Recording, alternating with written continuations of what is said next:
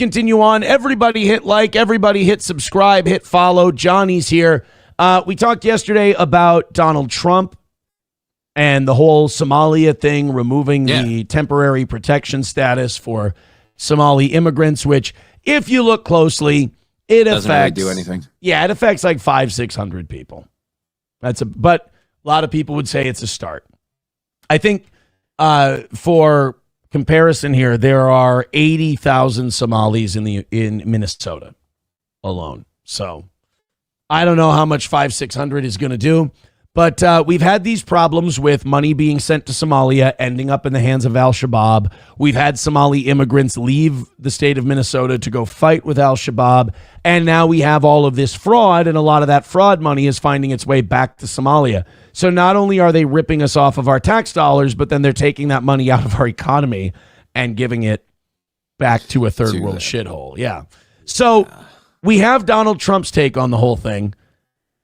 Now let's hear from the number one Somali representative in the United States of America, Congresswoman Ilhan Omar. Now, I know a lot of you are thinking like, Aaron, wait a minute, what do you mean Somali representative? She's a congresswoman from Minnesota. Yes, but I'm just taking her at her word. By Ilhan Omar's own admission, she represents Somalia first. Yeah, Somalia's interests, and she's going to work to forward Somalia's interests in the U.S. Congress. These are things she's actually said in public to people. I mean, to me, though, if we're shooting this right down the middle, if you have a problem with Ilhan Omar, I'm fine with that. I do, too. But if you don't have a problem with Randy Fine, Ted Cruz, and these other people, I'm going to go ahead. Hypocrite. Yeah, I'm just going to go ahead and call you. I think it might be racism that's driving you and not principle. Because if you don't see the fat tub of shit Randy Fine for what he is, an Israel first politician, then I don't think you get to criticize Ilhan Omar. Now, if you want to shit on both of them, come take a seat right next to me. Come sit. Well, howdy, sir. I'd be happy to talk to you. I would. Would you? Well, come on in, get yourself something cool to drink. If you want to shit on all of them. But this is Ilhan Omar's response to Donald Trump removing the temporary protected status for Somalis. You guys ready to get smarter? In this country, we do not blame the lawlessness of an individual on Motherfucker, you've been here for 5 minutes. Even if I agree with what you're saying, we do not blame the lawlessness of an individual on an entire group of people. First of all, have you been to America? We do that like pretty much better than anyone else. Second of all, we're not blaming an individual's behavior on a group of people. We're blaming the behavior of a group of people on a group of people. I mean, Ilhan, there's a thing called pattern recognition. Here's my problem with liberals when it comes to shit like that. They have a really difficult time grasping the concept of generally versus universally. If we say, hey, we're noticing a pattern, bringing Somali immigrants in here has really fucked up our shit when it comes to not gone good. Yeah, remittances, terror recruiting, welfare fraud, public service dollars having to be spent. And we're noticing a pattern that a lot of it's Somalis. And Ilhan Omar goes, you can't blame all Somalis. Well, you can't blame all of anyone for anything. I mean, if that was the case, we could never do anything to anyone. Because, we can say all of the uptake in fraud is Somalis. It doesn't mean it's all of them. It just means that's the only group that came over here and said, let's ramp this up a bit. So if you have a more precise tool to diagnose this problem, I would love to listen to it. But right now, the most efficient tool we have is to shorthand it and say, in general, Somalis seem to be committing a shitload of fraud, and it's a problem that we should probably be addressing. But Ilhan Omar wants to shut that all down by going, it's not all Somalis. Well, yeah, it's not all anyone, ever. But that's not an excuse in this case. In fact, like, I'll even meet you, not halfway, but I'll kind of meet you part way there, Ilhan. I'll say the Somalis immediately affected by this temporary protection status are probably the ones that are on their best behavior, not pulling hinky shit. But there's enough of them doing it that's what happened. Yeah, disabled Somalis, Somalis with actual autistic kids, Somalis with hungry kids that could use the Feeding Our Future program.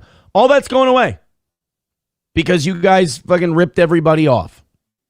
A whole community. What we also know is that there is not a single evidence. Johnny, could you Google something while we're listening to this? Okay, yeah, sure. What does Islam say about piercings? Google that, and we'll keep going here. Okay. That the president or his coonies have put forth. His coolies? That there are any single resource from taxpayers in Minnesota that has gone to aid and abate terrorism. That's just not true. Actually, there's plenty of evidence. There was a report released recently where pretty much the intelligence agencies have said that the number one funder of Al-Shabaab is the Minnesota taxpayer. Right. So, there's no single evidence. There's piles of it. Yeah. I mean, she is right. There is not one piece of evidence. There's a shitload of it. What does Allah say about piercings? Oh, never mind. I thought we were there. Yeah, no. That language is dangerous. That language puts the lives of Somalis not only in Minnesota, but across the country in danger. See, this is what they've done to hide this fraud historically. Commit the fraud, pull bullshit, and then get these spokespeople in your community to play victim. This is why we weren't able to nip this in the bud at $30 million, $40 million, $75 million. Racism. What? $100 million. This is why we weren't allowed to do that, because it was Islamophobic. The CARE would file lawsuits in civil court saying that they can't do this to us because they're doing it because we're Muslim. And now, even when it's completely, the top is blown off it, it's completely out of control. Ilhan Omar goes, well, come on, you can't look into this fraud. You can't do anything to the Somali community about this fraud to try and level it off, because that would be racist and you would want people to die. You would put people in danger. It's like, okay, what would you like us to do? Because I'm sorry, woman, doing nothing is not an option. We've done nothing for a long time, and your community has robbed us blind. And I say your community because you have never made one effort to promote assimilation. You yourself have said, I am a representative of Somalia in the United States. So I will say, your people, what is your idea? And this is what drives me nuts. Their idea is going to be a 15-paragraph way of saying do nothing. And I'm sorry, that's not an option. Your community is poorly behaved and robbing us blind. We're going to have to do something, and you're either going to have to help us or step aside. What does Allah say about the piercings there? Ear piercings for women are generally permissible. Other piercings are allowable based subject to conditions and scholarly debate. However, if you're a dude, it's not acceptable, as it's considered imitating women. So as long as you're a chick, it's okay. Wow. But it says ears. I don't know. The nostrils very...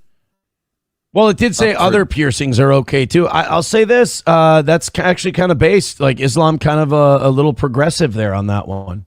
No tattoos, but you can do piercings. Okay, yeah. Still no. They don't like the... Because your body's a temple. You're not supposed to be getting fucking ink all over it, is the deal. And if the president believed that, and he had evidence, he would take people to court.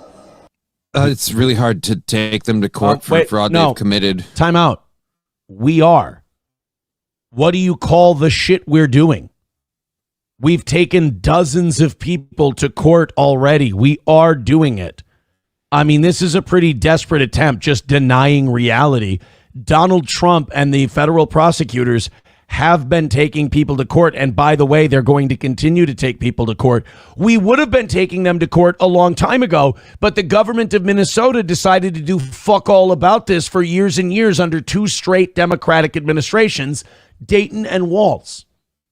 So, yeah, I mean, we're kind of playing catch up now because the rot has been allowed to fester so deep. Ilhan. And as I was saying, it's hard to take people to court when, like, you start telling them, like, we're going to take you to court over this. We believe you're committing fraud. And then they go back to Somalia. Well, yeah. And not only that, but like you send the money to Somalia and then it gets to Al-Shabaab. We're not sitting here saying that everyone who does this is just handing money to Al-Shabaab. Directly funding terrorism intentionally. Al-Shabaab tries to conquer and take over the money transfer businesses. And then they just steal the money. So we are sick and tired of the president waking up one day and deciding to put forth falsehoods What and falsehoods? demonize whole communities, while the ignorant people that support him then take the lies that he's spreading and use it as a fact. Okay. Well, as someone who's literally lost services because of your ignorant people, I'm sick of you guys too. So how about you go home? Jesus Christ. Sorry. I mean, yeah, I mean, let's stick to facts then. Facts. Billions of dollars have been taken from Medicaid.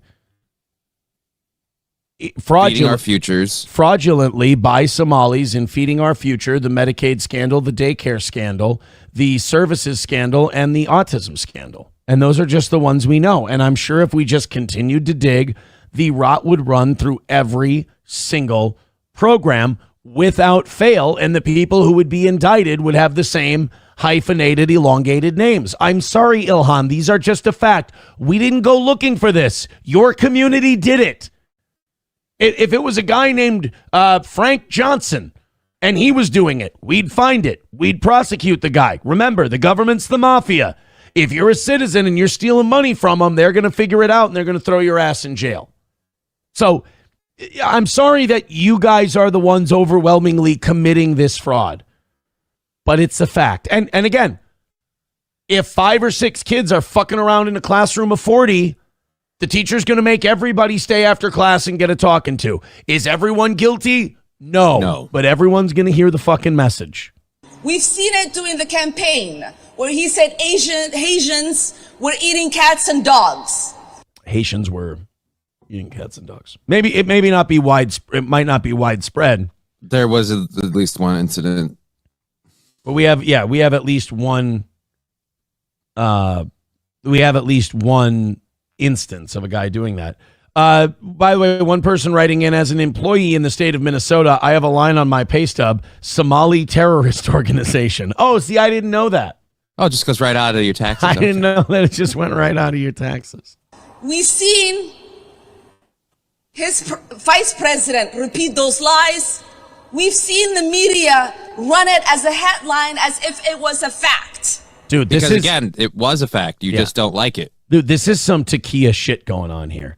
Right. You're trying to take the fraud that is absolutely happening, that has been documented. There's no point in proving any more of it. We know. And you're trying to say you're doing the same thing that Muslims in this country have been doing since we started discovering the fraud 7 or 8 years ago. You're deflecting. You're crying Islamophobia. Somehow you stealing all this money makes you a victim.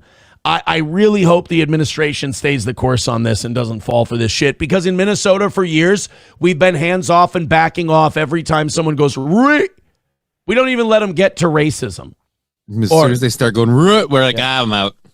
This is Islamophobic. Oh, boy, I don't want to be seen as Islamophobic. That's the last thing I want to be seen as. I'm a good Swedish progressive.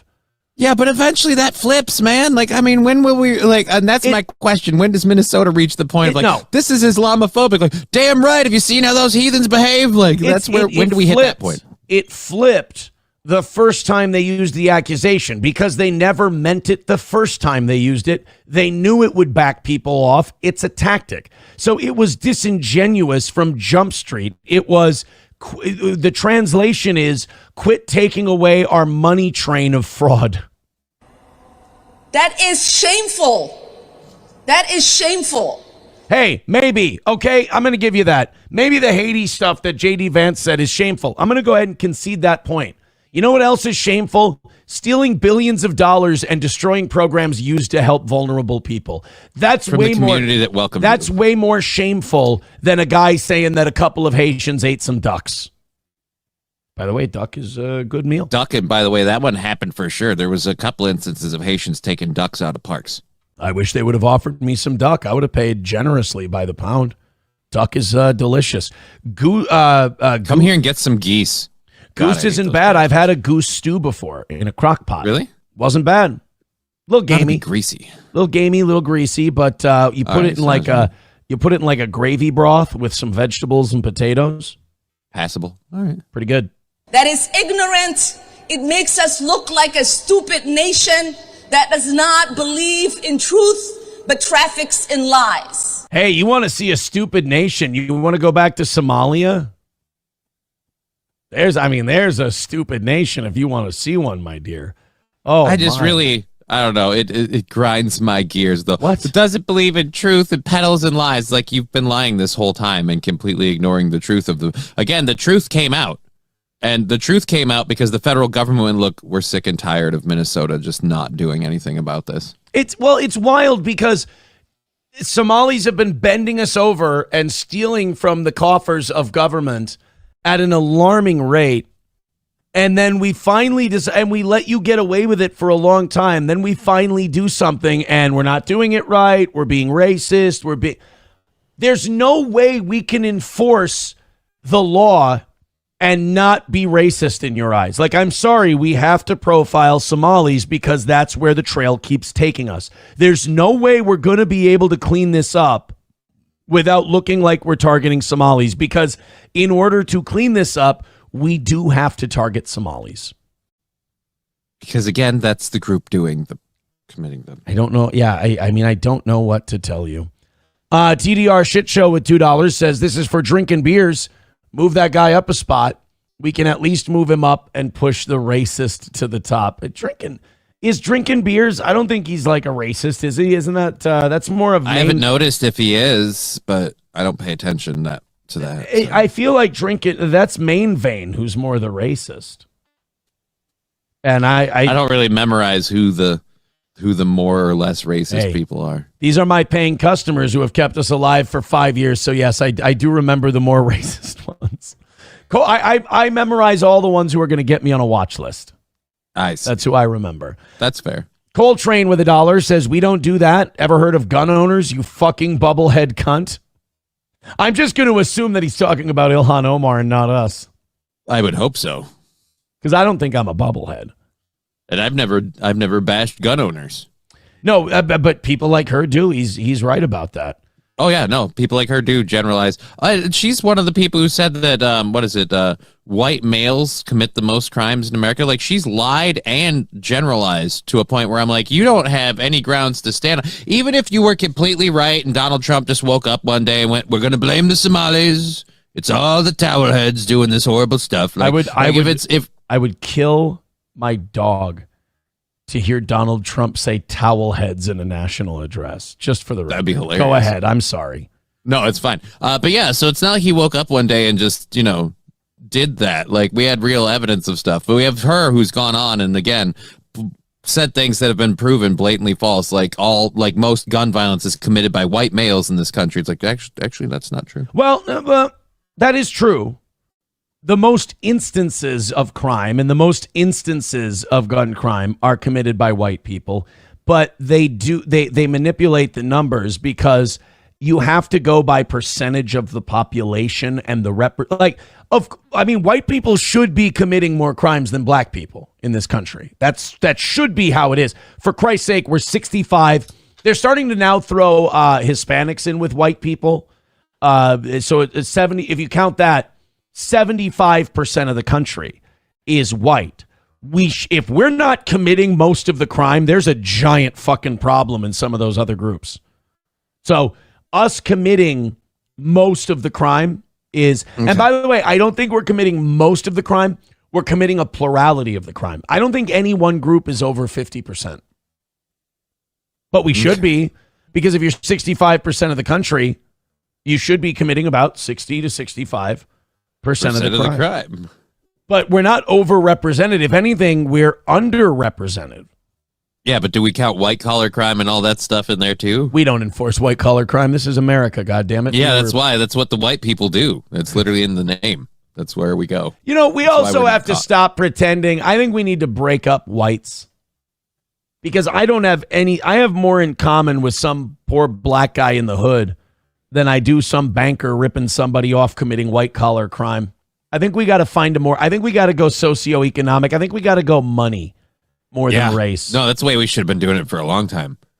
It shouldn't be like, colors versus it's like, And plus, pay scale. I don't want to count those white-collar criminal bankers as white because if you catch my drift, I don't think a lot of them are white. I think when a lot of them get in trouble, they claim white. But when a lot of them do something really important or good, they don't really focus on that white part anymore. You know, Interesting. kind of like Obama was our first black president when it was really awesome. But if he ever struggled, he was black. Right. Or was white. I'm sorry. I fucked that up. My bad. Yeah, you did. You're right. We need to separate the whites. Aaron should be with the gays. That's not what I was saying at all. I wasn't saying that I should be with Why them. would we be separating just the whites on sexual preference? That's not a strictly white thing. That seems weird. Gay blacks are fierce. $2 from TDR Shit Show says us whites can only commit more crime and solve a problem at the same time. Get rid of the Somalis, which costs about $25 each. We can start with that annoying cunt. Maybe I'm the racist. A little. I mean, a little. Just a touch. I will say this. For 10 years, you guys have been making me very uncomfortable with your bigotry. I mean, you guys are kind of the reason we can't enforce a lot of this shit, because when we do, people like me go, yes, finally we're recognizing a problem that's becoming an issue in the Somali community. And then you guys come storming in, you kick down the door. Yeah, get those fucking Somali mudbloods out of our fucking country. It's like, dude, I had them. We had a proper reason to go after this, and it was based on policy and crime, and you guys just come in shouting the N-word. Come on, fuck. You know what my audience is in national discourse and getting things done? They're Peter Quill pistol whipping Thanos. And we're Mantis trying to hypnotize him so we can get the gauntlet. Just let it go. Right. Just let it go. It's right there. We've almost got this. Thanks a lot, Flash Gordon. Drinking beers with $5 says placing Somalis in America is like putting 5 full-grown Asian carp in a large Minnesota lake. They fuck up the entire lake. Hey, we did that too. We did that. We did both of those things. Yeah. Minnesota. I don't mean to brag on behalf of my state, but we did both of those things. We put a bunch of Asian carp in our lakes, and we brought a shitload of Somalis into a place where it snows half the year. I'm just saying, we kind of fucking rule. Wally World gifting a membership. Thank you very much. Thank you. Wally World, let's give him his drop. There's so many Somalians in this bitch. Thank you very much. 52 memberships away from 600. 600 is where we want to hit for our 5th anniversary of being online. So we want to hit that by Friday, but you guys are doing great now. Just 52 away. Thank you so much. 597. Watching the toe right now. 599. Ooh, we should all watch together. We should watch it hit 600. 598. Oh, shit, 593. Fuck. Everybody hit like. Everybody hit subscribe. 600. There it is. Yes. There it is. Thank you, guys. We're at our, what I would call our break-even point, audience-wise. Thank you for that. Everybody hit like on Rumble. Hit thumbs up on Rumble one time. Everybody hit thumbs up on YouTube. It helps the show dramatically. The more we pump that concept, the more we push that idea, the more people are watching the show. And we thank you for what's been an incredible November. Thank you very much. Hit like, hit subscribe, hit follow, and watch those numbers bump up there. 603. Thank you very much. You know, we got into the 760s or something yesterday. I wouldn't mind doing that again. You got a little crazy. That was nice. I'd enjoy it. Yeah, it'd be fun. I would like to be in the 700s once or twice a week. So thank you guys very much. Hit like, hit subscribe, hit follow. So I'm sorry, this is going to be a big chunk of the show today. I don't think we're going to have more than, another 15 minutes of it. But we do have some more Minnesota Somali fraud stuff. People seem to be enjoying it. So we do have another feeding our future defendant. You know, this is a weird thing because everyone thinks we've moved on. Like every time we have a new scandal, they think that we've moved on to another Somali fraud thing. No. The other ones are still going on. Oh, yeah. Like we're still indicting people for feeding our future, which was the last year scandal. And I think that's still the record holder for money. Amount of money stolen is feeding our future. So we have the Feeding Our Future scandal. They're still indicting people. The vulnerable adult one or the handicapped adult services one, that's still in its infancy. They said a month ago that this is going to be going on a while and they're going to be uncovering more. I think Attorney Joe, whatever his name is, said that this is the tip of the iceberg. Yeah. That one, they're like, it's so prevalent and it's so bad. We just have to like screw the actual people that need the program, shut the whole thing down, and let's just look through it and catch everybody that was fucking around. Well, and I'm going to tell you this. I got news for you. I think that autism one is going to challenge for the record. I think because we've been hearing just in St. Cloud alone, we've been hearing, oh man, there's so many Somalis diagnosed with autism. There's so many autistic Somalis. Not realizing that this was all part of kind of a money laundering. It was a it was a fraud scheme. So I think you're going to find a lot. The fraud in the autism thing is going to be huge. But Feeding Our Future is still going on. We have our 78th person charged in the Feeding Our Future scandal. Now, if you're like, Aaron, you're my source there in Minnesota for what's going on. I've got too much shit going on in my life.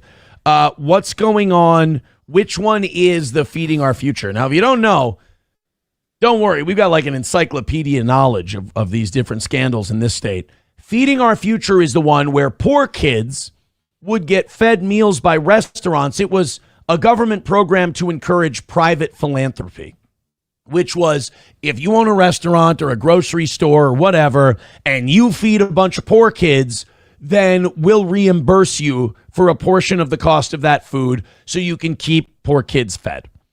Well, in the Somali community, there was this fat white woman who would go to these Somali restaurants and they would say, look, do me a favor.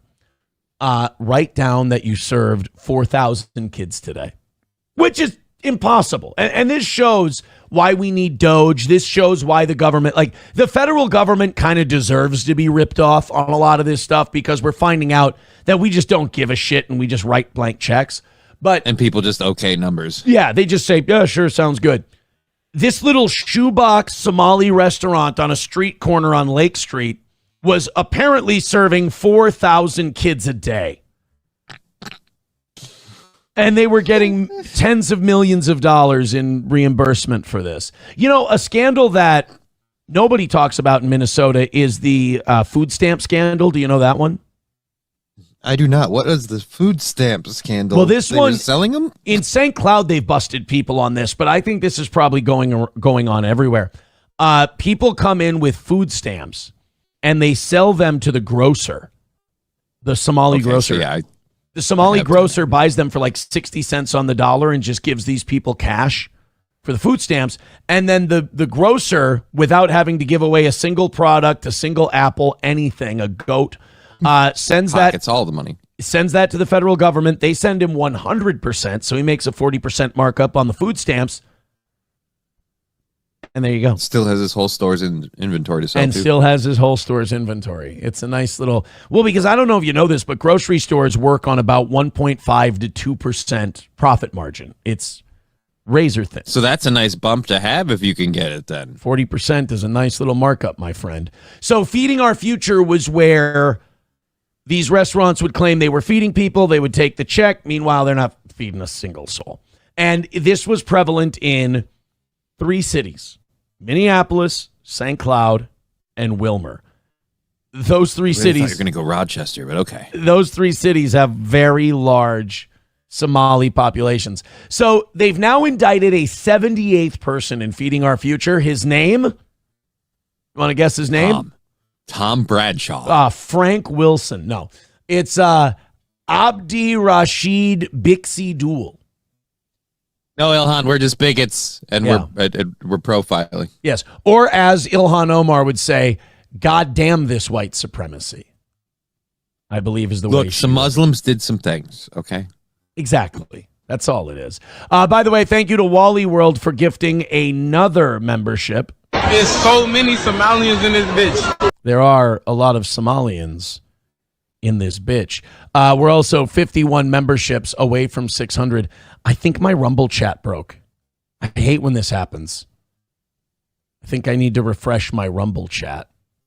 Internet's been weird lately. I had to like reset Google and stuff because parts of it weren't working, and then when I did, like, I had to clear my cache and everything. That's why I sent you a message on Facebook saying I didn't get the link because I looked at the message and it was from like a fucking year ago. And I had to re-update my messenger. Once I did, today's links were right there. And I was like, oh, never mind. They're right here. Yeah, and I missed $5 from drinking beers. He says, my tax dollars could go to Johnny's mobility. Nope, it goes to nobody fucking knows. Well, Johnny lost a program that when he moves out. That would help me find a fucking place. Like, I'm finally working with an agent now to get it. And, like, all of this might have happened faster if we didn't have a government shutdown and rampant fraud in this state. Well, not only that, but you lost a program now once you get settled into a place, they could provide services. Isn't it great? Yeah. Yeah. I've only been a tax-paying citizen my entire working life, including now. And anytime I bought a product as a child, I paid money and paid sales tax. So, I mean, it's only been my whole life. These people who just got here could do that. Bobby with $5 says, hey, Toe, I gifted one membership yesterday morning and during the evening show. Plus this $5 puts me at 50. With a name like Aaron, it doesn't surprise you that surprised me that you chewed me out of it. That would put you at 15. Bobby. Yeah. One membership. Oh, and Bobby says 8 during the evening show. That puts me at 50. Oh, I'm sorry. This is Camel Toe. I did count those, but Camel Toe says they're at 50, and then what do I have Camel Toe at? 40. So I missed $5 because that would have put them at. All right, so now you're at 50. You're ahead of Red Fox Mad. I want to apologize, guys. Camel Toe's busting my balls on PayPal there about my malfeasance and my counting problems. I apologize. That's going to put Red Fox Mad in central booking at 45, Camel Toe in 4th with 50. Thank you. Very, very much. I appreciate it. Sorry, it's my bad. Drinking beers with $2 says, I miss getting the free tiny steaks from the Planned Parenthood dumps. Oh, you piece of shit. That's you fucking asshole. Wally World gifting a membership. Throw him one. There's so many Somalians in this bitch. We're an even 50 away from 600 now. Thank you. You guys have been, I don't mind interrupting the show to go through people's contributions to the program. Lord knows that's what you pay for. So thank you very much. This morning has been fantastic. It has. And again, we appreciate it. Gray Duckling with $2 says, does incest cause autism? I wonder what he means by that. I mean, we haven't seen a whole. Well, are the British royals very autistic? Oh, fuck yeah! You know then, what? Yeah, I'd say the evidence is pretty proven. I'd say yeah. Here, hold on. Does incest? I love having these searches in my history. In your history, right? Does autism cause, or does incest cause autism? Does autism cause incest? I feel like either one could lead to the other. If you're good at counting toothpicks, will you fuck your cousin? Thank God I'm not autistic, and I don't have a cousin. No, incest does not cause autism. So of all the things that incest can cause, autism ain't one of them. So congratulations, cousin fuckers. There's one bullet you dodged. Well, I'll tell you what, my kid might be cross-eyed with one tooth, but at least he ain't autistic. My kid might look like the fish that crawled out of the water in the Simpsons movie, but he ain't good at counting. Oh, well, all right. He might drool on the floor and grunt like Charles V of Spain, but at least he doesn't meticulously point out color patterns. All right, well. Does he have a Habsburg jaw? Yes. Does he have autism? No. I feel like the results speak for themselves. Does he have a Habsburg brain? Yes. Does he have a Forrest Gump-like acumen for ping pong? Fuck no. Thank you very much. Drinking beers with... I'm proud of my boy. Drinking beers with $5 says, I ingest crushed eggshells as to scratch my rectal sphincter upon discharge. That's let me tell you something, Johnny. When you do a show for listener donations, you just have to accept a lot of things. All right? It's graphic. And one of those things is that Drinking Beers wants to give us $78 today just to tell us shit like that. Thank you. Thank you so much, Drinking Beers. All right. I've got one final Somali fraud story today. Really? Only one, huh? Yep. Wow. One more Somali fraud story. A judge in deep blue Hennepin County. You know, Hennepin County, again, I get to be your Minnesota tour guide today. That's Minneapolis. That's the heart of the cities. The hub of liberal Minnesota is Hennepin County. You got Hennepin, Ramsey, Anoka, and there's one. What's the southern one? It's not Dakota. Might be Dakota. The southern. Oh, fucking hell. Minnesota counties. I'm going to do this. It's Hennepin, Anoka, Ramsey. There's one more that's kind of the big liberal county in Minnesota. And security. I got to do a security check to fucking look at a map of Minnesota's counties. Suck my dick. I'm going to geology.com. That's my flex. Here we go. We got Hennepin, Ramsey. Carver County's okay. Scott County's okay. Dakota and Washington County. Anoka County. And that's about it. You got those. I thought Olmsted was one that was pretty bad because of Rochester, but I could be wrong. I haven't been in Rochester in a long time. Rochester is pretty liberal, but everything around it is conservative. Pretty. Yeah. All right.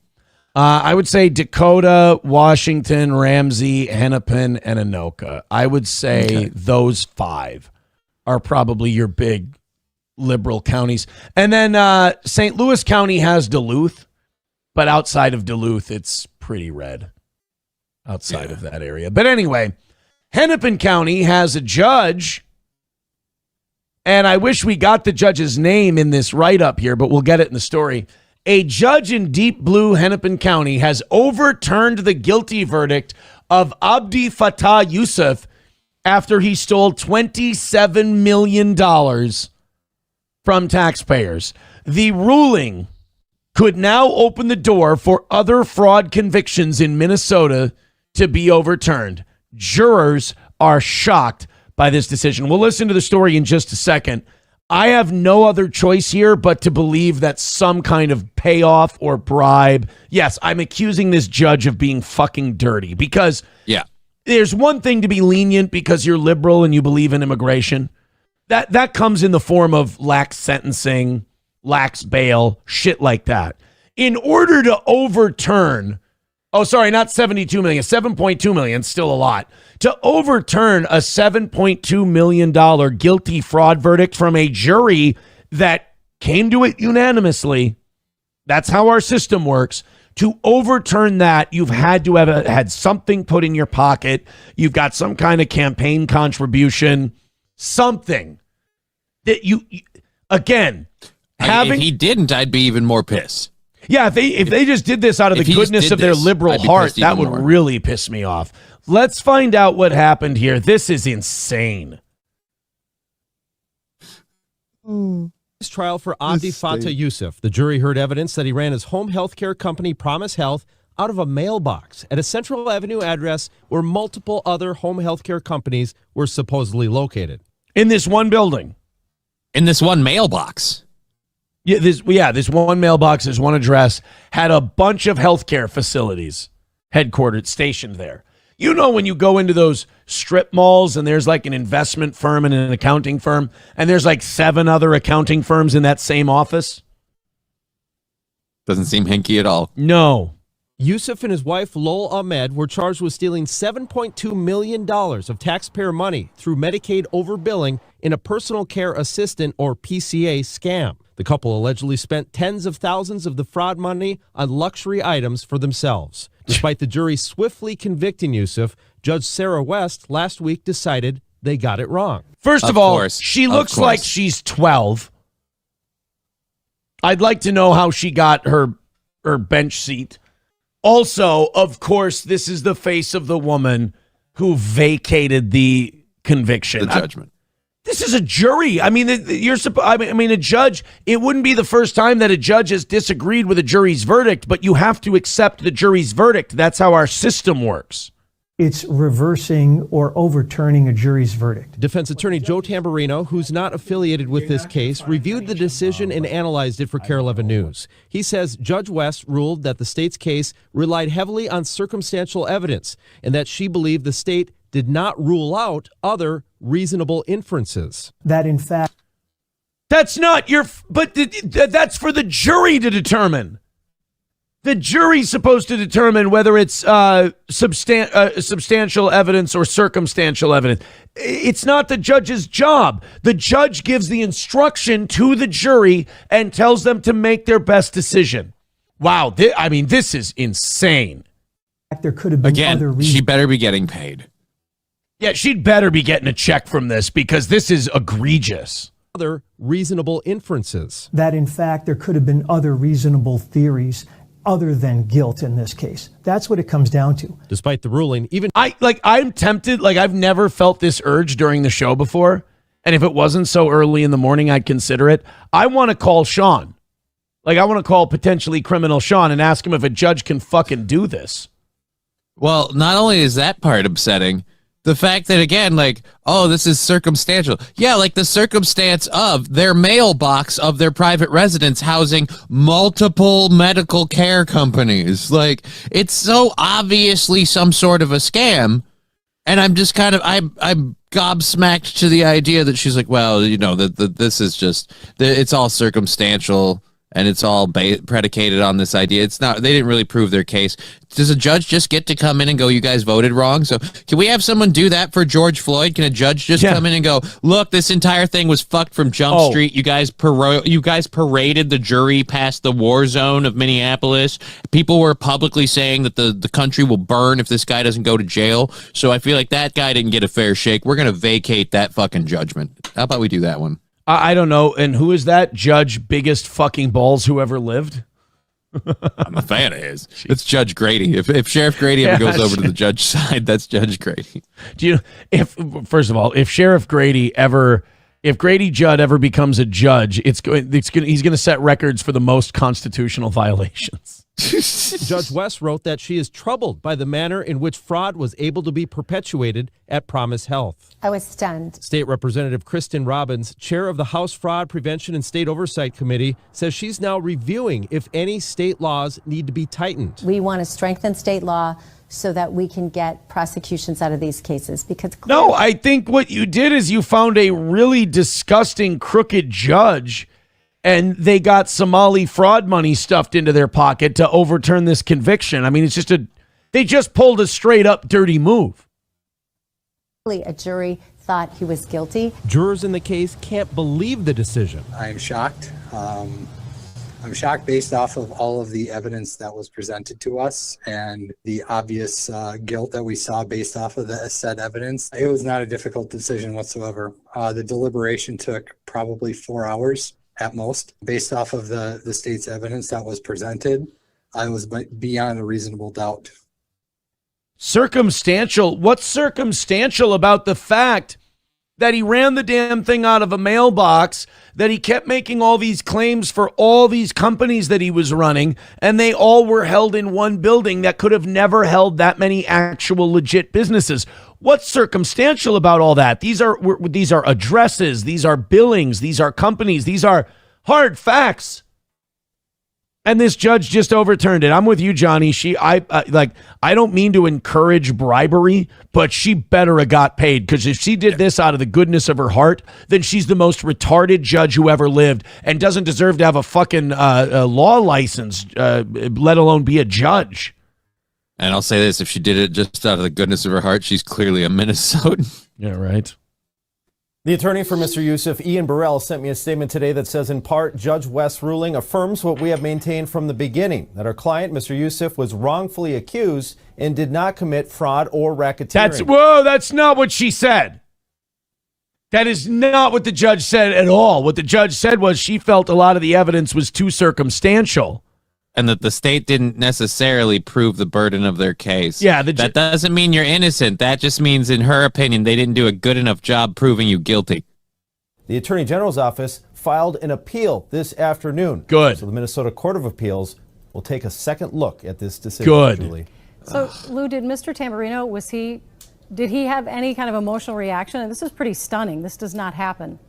Yeah, he leaned towards the idea that this was kind of a one-off and that it would have a good chance at appeal. But the worry is that there's so many other cases just like it where somebody's in the exact same position as Mr. Yusuf but is charged with fraud.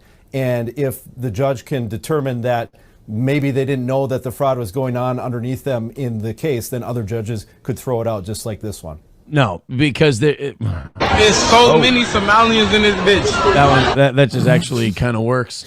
That's ironic. I mean, it sounds like, and the media in Minnesota, by the way, like really covers for Somalis. Like they really don't want to be seen as Islamophobic. So they're going light, but you can tell by every inference they're making that everyone they talked to went, this doesn't happen. This doesn't happen. This isn't normal. And more importantly, like, when it comes to this, we have documented money trail evidence of obviously fraud to ridiculous amounts. And we have one group of people every time that we come back to that seem to be the ones doing it. So this is just straight up doing the dirty move in public. Yeah. I'm tired of my eyes seeing the thing, and when my mouth calls it out, I'm a misogynist or a bigot. But I watched it happen. That bitch just totally turned that whole thing around. Somebody paid her. Totally okay. I'm used to it. All right. Bigot on socialist media says what?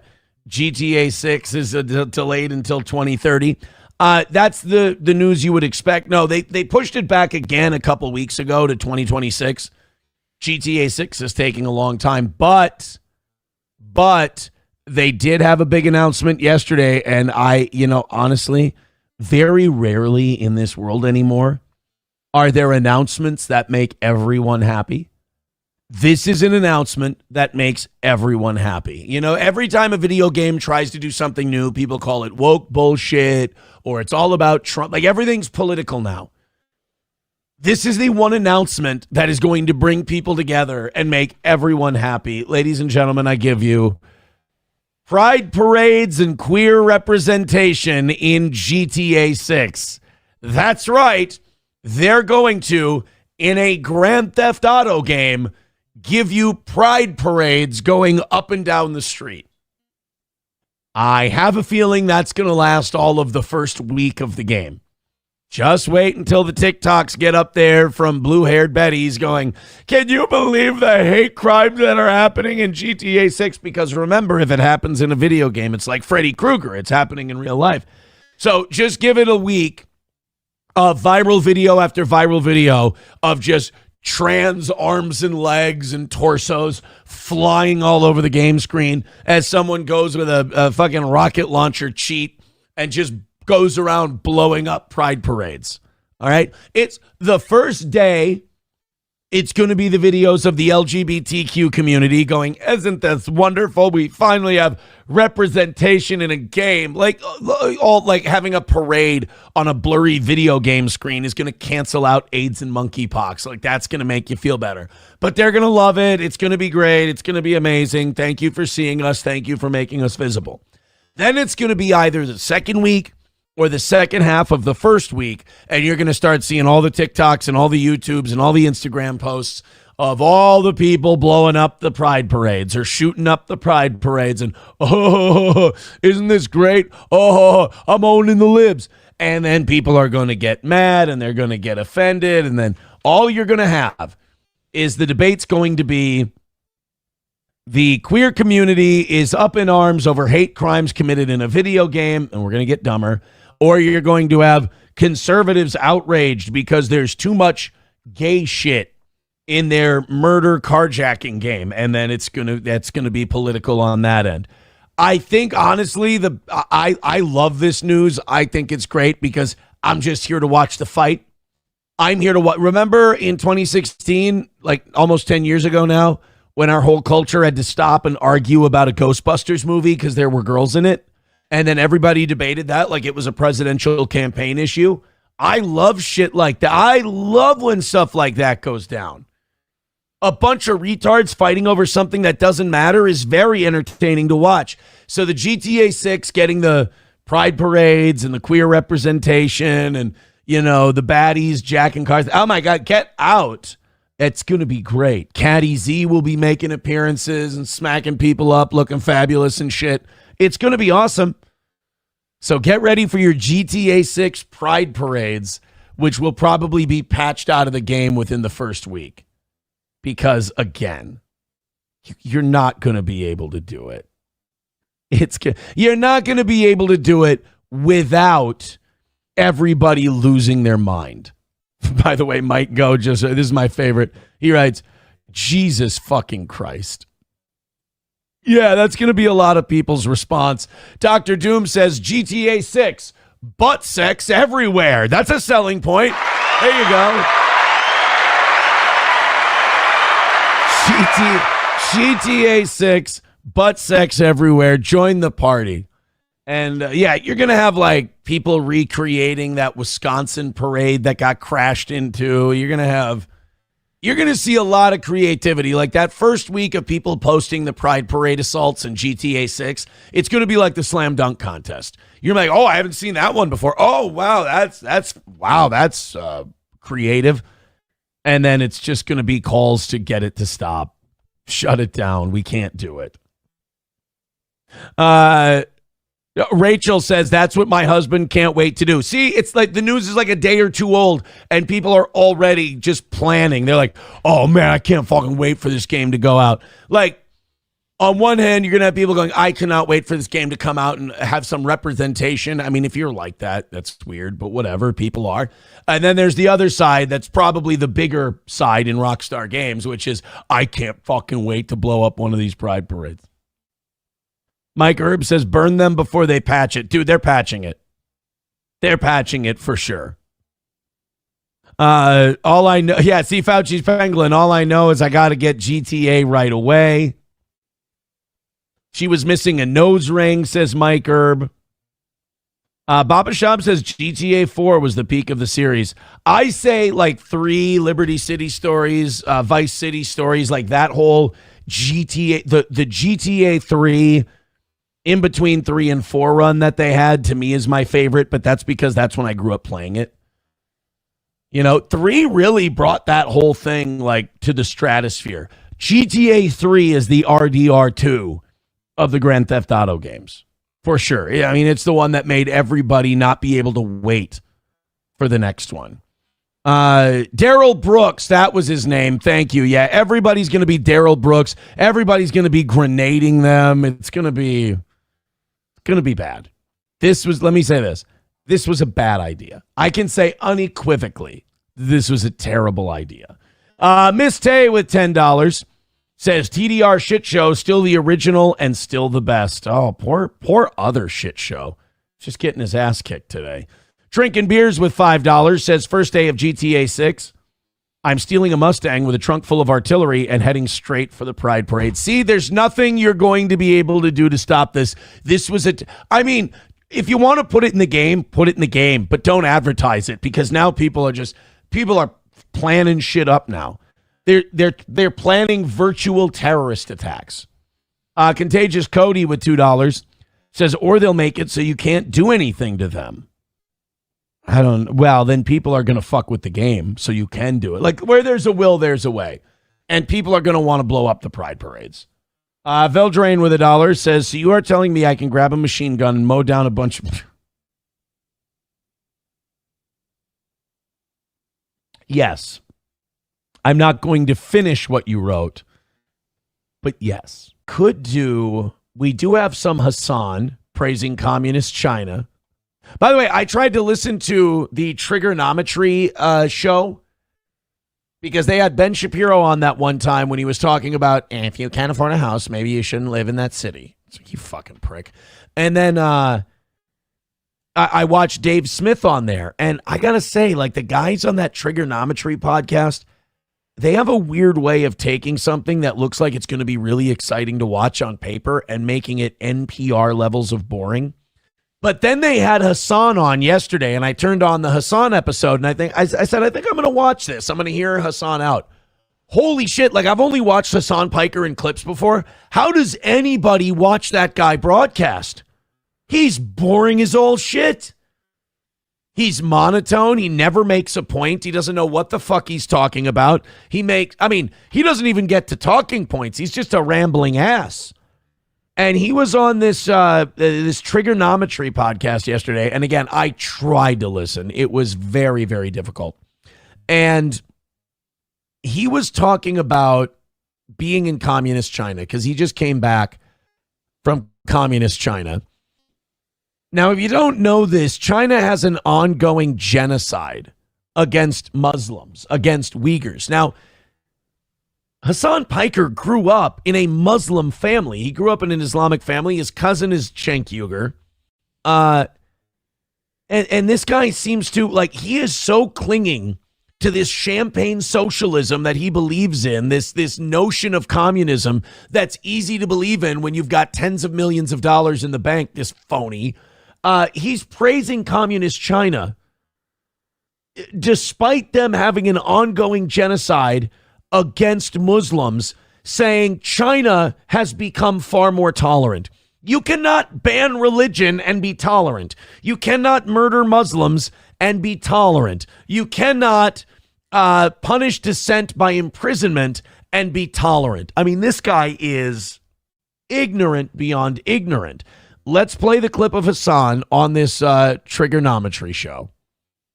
And again, I watch the guy in clips. I go, he's dreadful. I tried to watch the guy on a full show.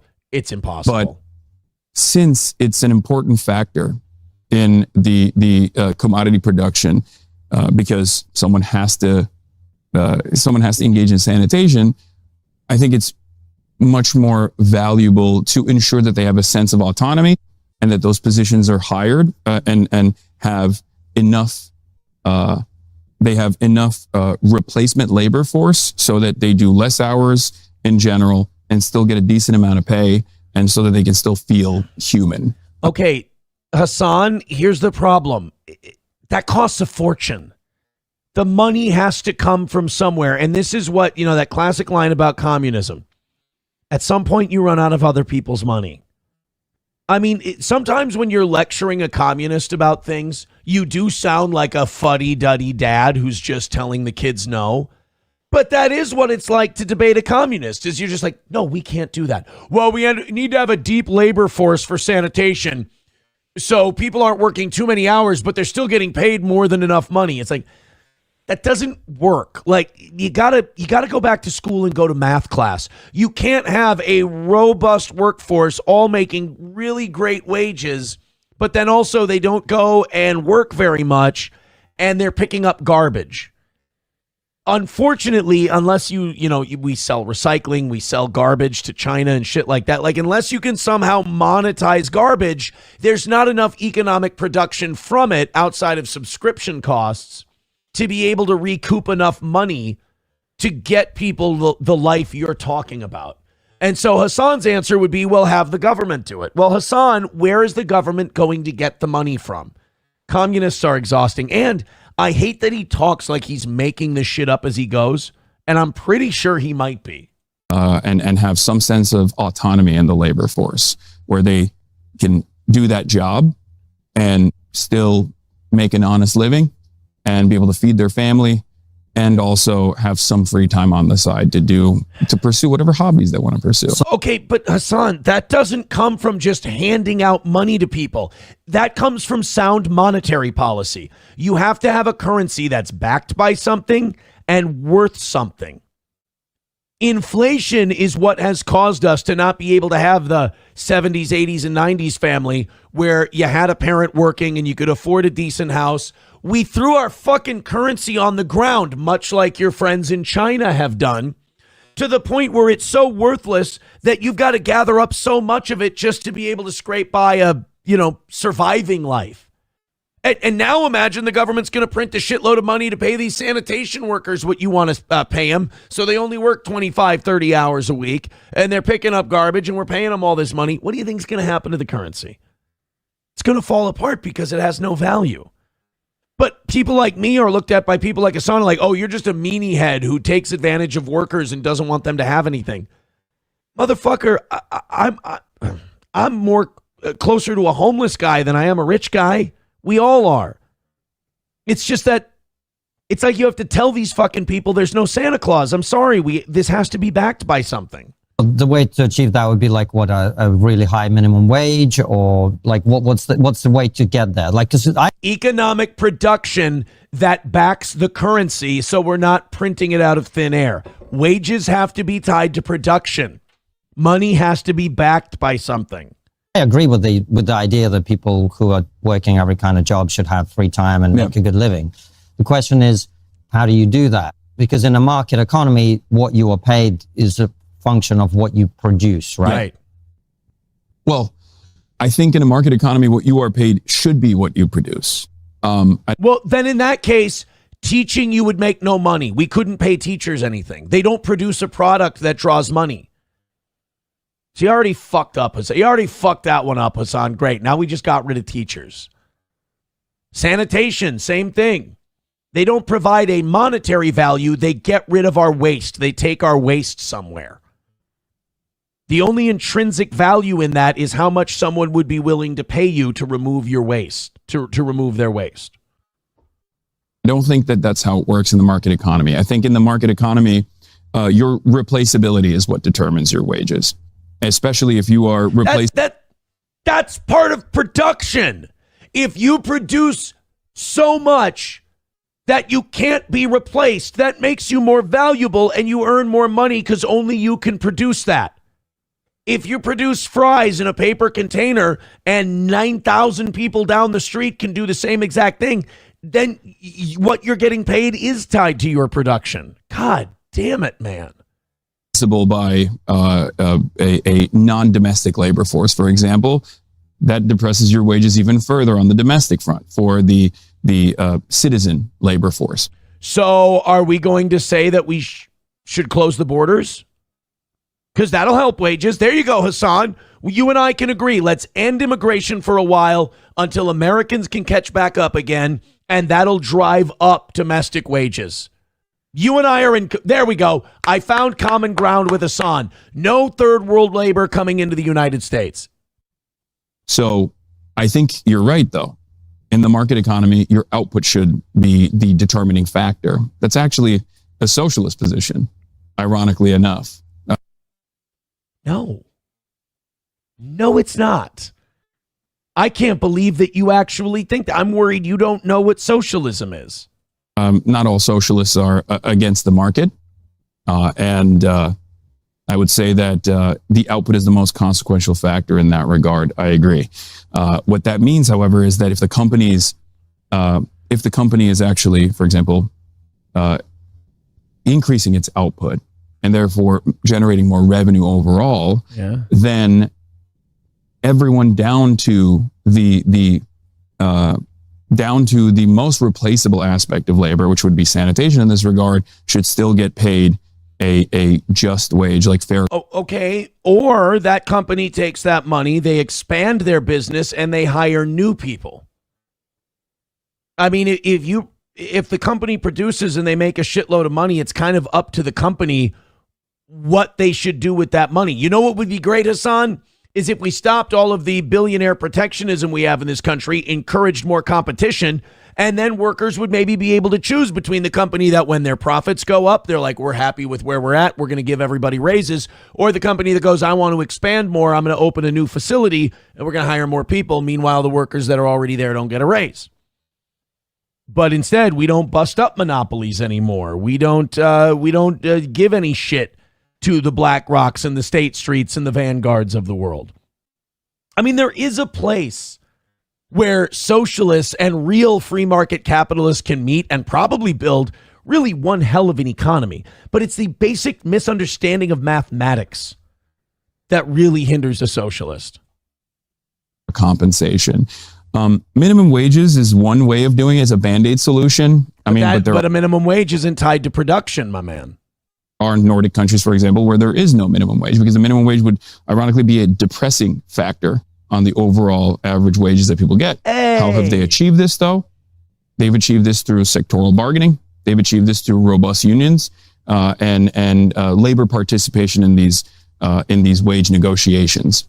And historically, very low immigration and a very homogenous population in a lot of those Nordic countries. We can talk about that. And that is the reason why they don't need to have a minimum wage. The minimum wage in and of itself is a big point of contention in the United States of America and a lot of other Western countries, only because our labor union participation in the United States is at less than 10% right now, which is unimaginably low. It's lower than... All right, but here's the deal, Hassan. The reason that happened is the unions in this country started behaving like corporations, and they started to get corrupt and bloated and advocating for themselves rather than the workers. And the workers started to realize, I don't need these unions. They don't really do a lot for me. I work in this industry for 5 or 6 years. They keep all my union dues and pay it out in pensions to people, and I'm not vested. And so they got the fuck out. Socialism can have a spokesman. It's just so not Hassan Piker. He is the male version of an airheaded blonde. And and like I said, I tried to watch him for like 10, 15 minutes yesterday, and it was just a slog. And again, every time these guys ask him a question, like maybe it should be tied to this, it's a 5-minute diatribe that does nothing to answer what they asked. This is becoming a meme. We were talking about this a little bit ago. I absolutely love it. Ben Shapiro basically being the Monsieur Candy to Matt Walsh's Broomhilda, his Hildy in Django. There you see Ben Shapiro, never looking more badass in his life, by the way. I must say, he's got a real bear Jew aesthetic going on here. And there's his little goy slave, Matt Walsh. I mean, if I were Matt Walsh, I would just start saying what I think instead of saying what I think is going to keep the paychecks coming from Ben Shapiro, because none of this is worth your dignity. I mean, Matt Walsh's whole thing is like, I speak the truth. Oh, I say what other people won't say. And it's like, no, you're just kind of obsessed with whether or not that lady's got a dick or not. Like, I think part of it might be latent homosexuality. Because the rest of us, we see like the baseball or the softball thing in Minnesota and we go, well, that's bullshit. They shouldn't allow that. Or we see the Gold's Gym thing and we go, that's bullshit. They shouldn't allow that. Knock it off. Matt Walsh makes a 3-hour documentary and he's like, hey, he brings a professor and he's like, do you think she's got a dick? Do you think she's got a dick? Do you think she's got a dick? And it's like, Matt, you're obsessed. Stop it, please. You're hurting the argument. Every like caricature that liberals want to paint about repressed homosexuality, and that's why all these conservatives give a shit about these type of things. Like, Matt Walsh plays into that stereotype perfectly. Matt Walsh is like the 21st century version of the Christian pastor who preaches against gay marriage but then gets caught sucking cock in a Four Seasons. That's Matt Walsh. Matt Walsh like, trans are disgusting. Trans are awful. Trans are against God. And then we just catch him with a mouthful of lady balls at a Hotel 6 somewhere. It's coming. If it happened, it would not surprise me. So now there's this meme, this get back to work Matt Walsh meme. In fact, go to Google right now and type in get back to work space and see if Matt Walsh doesn't come up first. Go ahead and do it. I can't do it. I've already done it. It's in my Google search history. They'll already complete it that way. But when I went in yesterday and I typed into Google, get back to work space, it was Matt Walsh. That's the new. So the gimmick behind that is Matt Walsh has these opinions and he's tempering those opinions to keep his Jewish boss happy because Matt Walsh works for the Daily Wire under Ben Shapiro. And if Matt Walsh strays too far from Ben's opinion or the allowed opinion of Ben Shapiro and the Daily Wire, then Matt Walsh is going to catch a whipping and Matt Walsh is going to end up being scolded by Ben Shapiro. Oh, and by the way, do you know who started this meme? Do you know who got the ball rolling on the get back to work Matt Walsh thing? He's now meme maker, kingmaker, the whole deal. You can't escape the guy. He's everywhere. Fucking Nicholas J. Fuentes. America First Zone, Rumble Zone, Nick Fuentes got the whole get back to work Matt Walsh thing started. This is the clip that set the whole thing off. Matt Walsh, you're such a good little Shabbos goy. No, I'm a man. I have a beard and I wear a flannel shirt. I'm a man. But when the Jews crack the whip, whoosh, whoosh. Get back to work, Matt Walsh. Get back to work. Do not criticize Israel. Oh, yes, sir. Yes, sir. Yes, sir, Ben Shapiro. Literally, and Michael Knowles, little fairy. Oh, I'm such a cool little metrosexual. I'm Michael Knowles. I'm dancing on the table like a little fairy. And he bends the knee for Israel. Candace Owens, meanwhile, is a boss bitch. She don't take no shit from nobody. And by the way, like, this is the thing that like the Daily Wire and these other conservatives are doing. If you would have left them to their own devices, Candace Owens and Nick Fuentes were ready to kill each other. They gave an interview where they were both being cunty homosexual guys, which was a stretch for one of them. And they were ready to fucking eat each other alive. They hated the interview. They thought the other one was being a dick the entire time. But because of Matt Walsh and Ben Shapiro and all of them trying to like deplatform all these people, now all of a sudden they've united those people together. Great work. But it is true. Like it's true about Matt Walsh. It's true about Michael Knowles. It's true about all those Daily Wire guys. Their whole gimmick is overcompensation. We talked about Matt Walsh with the beard earlier. I've been saying this about Matt Walsh for years, and everyone's like, no, he's so cool. Matt Walsh is based. Matt Walsh is gay. Matt Walsh is gay, and he's ruined beards. He's part of this generation of men that instead of a beard being an outward growth of your inner personality, the beard is now just to cover up the masculinity that you're lacking. And the flannel, too, for God's sake. What is he going to be doing next? Making beer in his bathtub? Christ, I mean, Michael Knowles, his object of overcompensation is the cigar. Sometimes a cigar is just a cigar, but when put in Michael Knowles' mouth, it becomes a metaphor for the conflict in the Middle East. So Ben Shapiro has his little goy army, and they come out and, I mean, they can't even simp for Israel anymore because Matt Walsh is like, well, I've built my own audience, and my audience will know what a fucking phony I am if I continue to simp for Israel this hard. So I'm going to pretend, and this is such a weird sociopathic stance to take on Israel. Matt Walsh's whole thing on Israel now is he's too cool for the room. You know, Matt Walsh is too cool for the room when it comes to Israel. And he's like, I just don't care about Israel. It's like, you don't care about it. Could you imagine if you said that about like the Rwandan genocide or the Holocaust or the Armenian well, I guess Cenk Uygur did say that about. No, it's not true. Cenk just said he doesn't think it existed. But if you're Matt Walsh and you're like, hey, Matt, there's a genocide here. I mean, like I said earlier, at least Ben Shapiro goes, you fucking love genocide. It's the greatest thing in the world. You should be genociding Muslims all over the place. All they know is rooting around in their own shit like pigs. We should take their land because they're gay. Whereas Matt Walsh and then other people like Nick Fuentes are like, Israel's fucking evil. They control our country. They're pieces of shit. We got to cut them off. Matt Walsh is just like, whatever. Israel? Yeah, that's like so last week. You guys, did you see this trans woman? It's like, all right, Matt, we fucking get it. You know what we should do?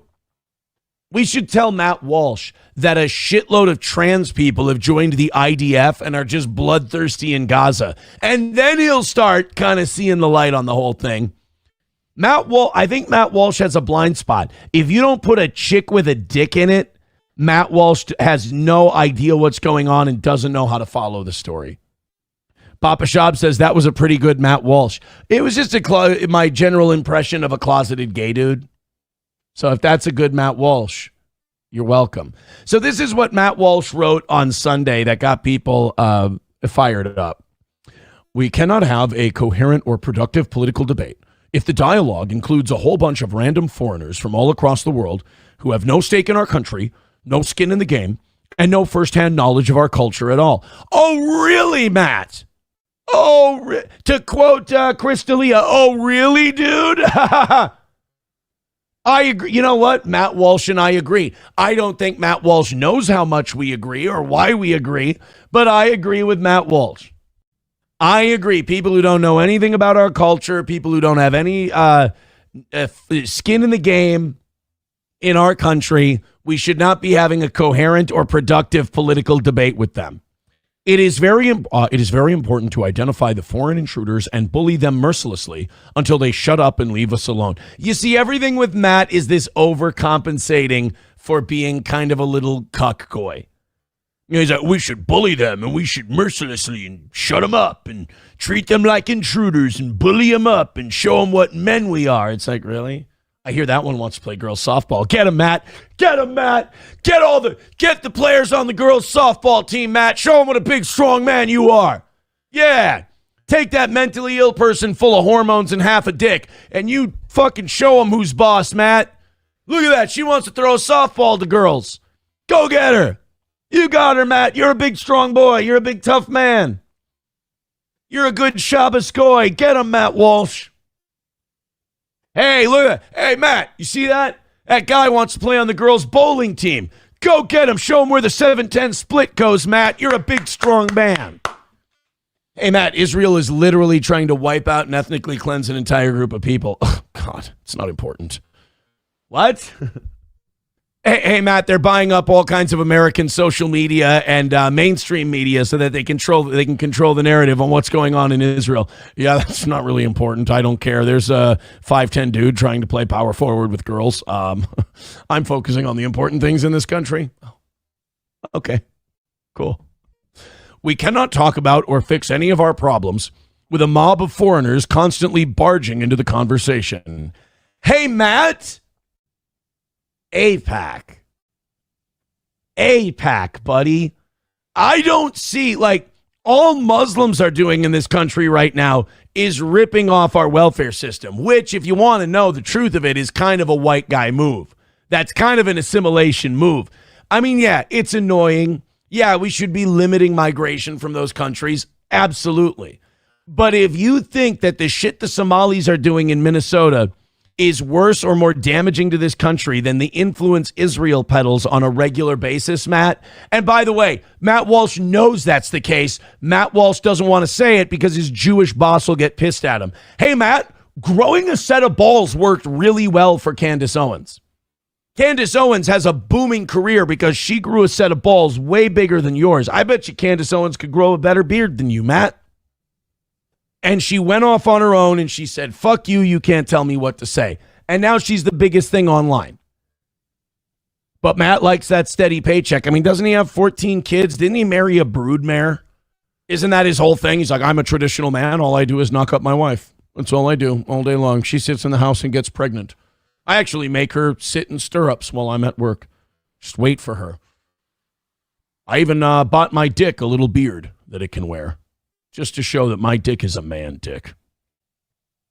So he's got all those kids he's got to support, so you got to keep those Daily Wire checks coming in. It's one thing to have an opinion I disagree with. It's another thing to purposely avoid having an opinion because you don't want to piss off your Jewish boss. And that's Matt Walsh, and he's got no dick, and he sucks. You guys remember the Gold's Gym lady, Tish... What's her name? Tish Hyman. Who can forget? Tish Hyman has been going around California. Now, she's a liberal, progressive lesbian. And I said lesbian weird, didn't I? I said lesbian like in a downward inflection. I was like, she's a lesbian. But she's a liberal lesbian black lady, so she checks all the boxes. The problem is somebody with a cock came into her dressing room one day at Gold's Gym. She complained, and the gym kicked her out. So she's been going to all these Democratic politicians' rallies who are running for governor of California and giving them the what for on trans women in prisons, sports, locker rooms, things like that. What I love about this is it's lefties going after lefties, and the politicians in California are not allowed to side with this woman because if they do, they'll get booed by all their San Francisco progressives.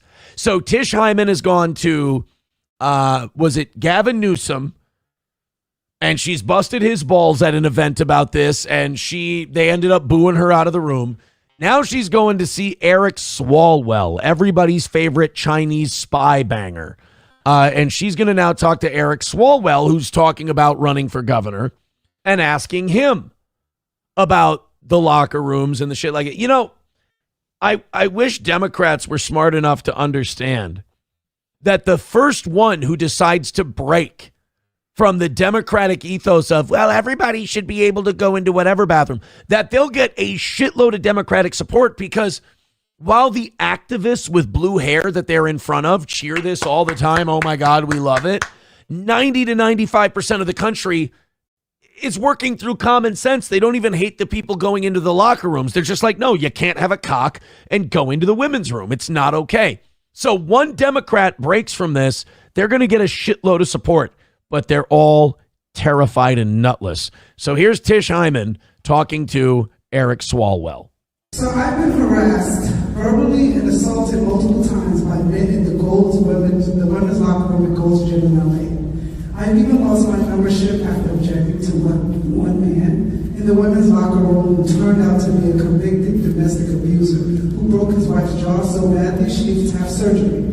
You're on record saying that men in women's locker rooms and sports is, I quote, not a thing. Given what's happening on the ground in California, will you now acknowledge that it is in fact a thing? And if elected governor, what would you do to protect women in California from men, including men convicted of violence against women who can self-identify into any female space under the current law?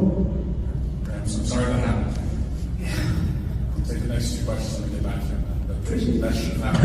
you. Wait, what? I'm sorry that happened to you. I'll take the next two. Did he ever get back to her? Did we ever hear his response? I can't find any video of him coming back to that question.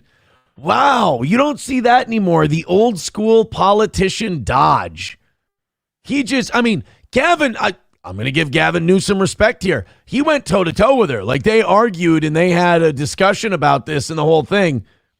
That fucking chicken shit, Chinese spy banging piece of dog mess just looked at her and goes, that sucks. Anyway, back to these two people. Yeah, no, I'll totally get back to you. What a douche. Eric Swalwell he's always been incredibly unlikable, but that might even set a record for him. Because that was not even an artful dodge. That was just dodge. I'm going to Google it, or I'm going to look up on X. I'm going to see if he ever responded to her. I don't think he did. Tish Hyman Swalwell. That sounds like you think he'd be gay with a name like Swalwell. Sat down with congressman to ask tough questions. If he's running for governor, we need to. So this is 2 minutes and 58 seconds.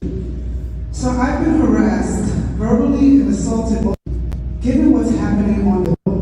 Here we go. I was a prosecutor in Oakland for 7 years. And where justice was warranted and mercy was warranted, I showed it. And where a stiff punishment was warranted. All right, I will give him credit. He did come back and answer the question. But this already kind of seems like we're getting a politician's non-answer here, because he knows in the back of his mind the trans community is going to try and literally tie him to a cross and crucify him upside down. But he's still, look, man, there's a lot of people, and Democrats don't want to talk about this. A lot of people in the black community specifically that are not down with this shit. And you think a lot of the Islamic immigrants that you're bringing in here, you think they're down with this shit? You're gonna have a choice to make if you want to keep that already rotting coalition together. Because somebody got hurt, I saw it.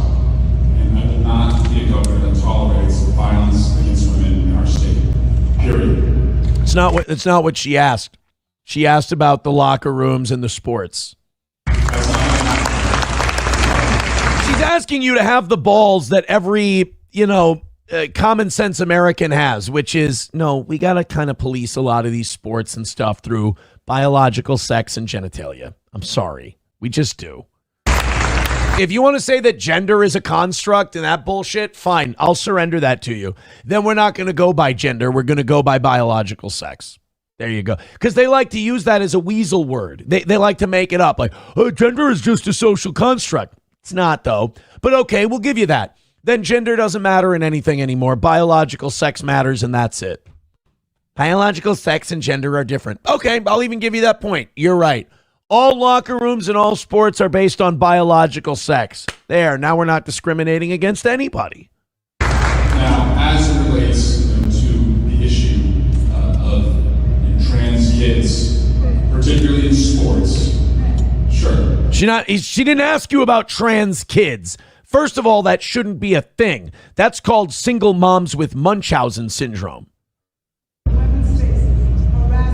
Yeah, that's wrong. Harassment,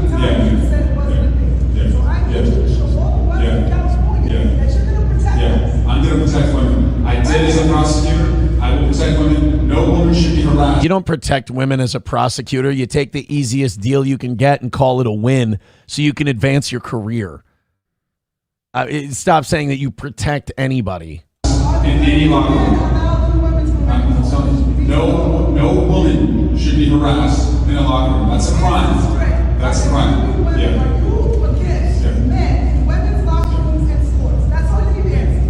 I'm telling you, I don't want men harassing you in a women's locker room. No, it's not what she asked. Do you want this is insane. How hard is it to say, even if you believe in all the trans shit, you have wiggle room here, you dipshit. You can just say, I'm against men in women's locker rooms, clearly. Because then you can go back to your trans community when they try to set you on fire outside your home and your front lawn. You can go, no, but you identify as a woman, therefore you're a woman, so you're not the men I was talking about. That should not happen. I will also say,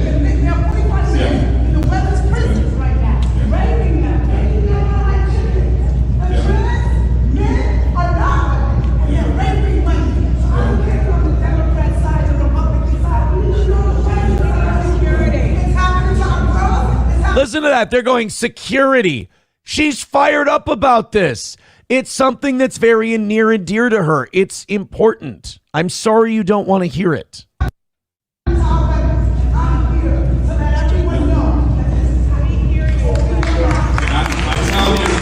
at that. I mean, that's California at a Democratic town hall. That's a decent amount of applause. And there's a lot of people that want to applaud that aren't because they're worried they're going to get called a name. I'm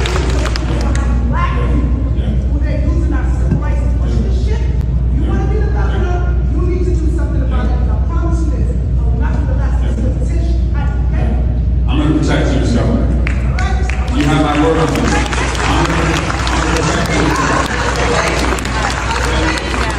You don't think that these old white people want to clap for that? You're kidding me.